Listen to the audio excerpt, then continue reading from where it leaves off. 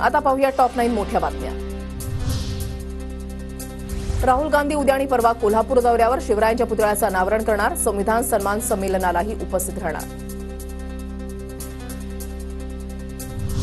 पुण्यामध्ये स्कूल बसमध्ये 2 चिमुकलींवर चालकाकडून अत्याचार घडलेल्या प्रकरणाची माहिती घेऊन दोषींवर कडक कारवाई करणार। अजित पवारांची प्रतिक्रिया, अल्पवयीन आरोपीचं वय 18 वरून 14 करायला हवं। अल्पवयीन आरोपीच्या वयाबाबत अमित शहांशी बोलणार, अजित पवारांची माहिती।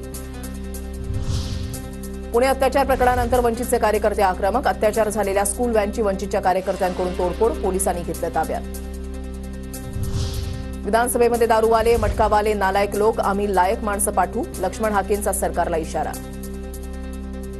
महाराष्ट्राच्या विधानसभेमध्ये असतील तर आम्ही लायक माणसं, सामाजिक न्यायावर बोलणारी माणसं, संविधानिक तत्वावर ठाम भूमिका घेणारी माणसं आम्ही संसदेत पाठवू, कायद्याच्या सभागृहात, विधानसभेत पाठवू। रोहिंग्या आणि बांगलादेशींचा महाराष्ट्रामधील कचरा साफ करणार, मंत्री मंगल प्रभात लोढा यांचं वक्तव्य।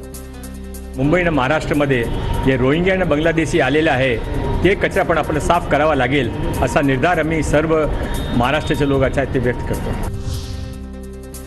एका हाताने द्या, दुसऱ्या हाताने लुटा, हा सरकारचा धंदा, विजय वडेट्टीवारांची टीका। तर विकासासाठी मुद्रांक शुल्कामध्ये वाढ, अजित पवारांकडून मुद्रांक शुल्क वाढीचे समर्थन। पंतप्रधान गृहमंत्री देश वाऱ्यावर सोडून गल्लीबोळामध्ये फिरत आहेत, पंतप्रधान अशा प्रकारे प्रचार करत फिरतो का, राऊतांचा सवाल।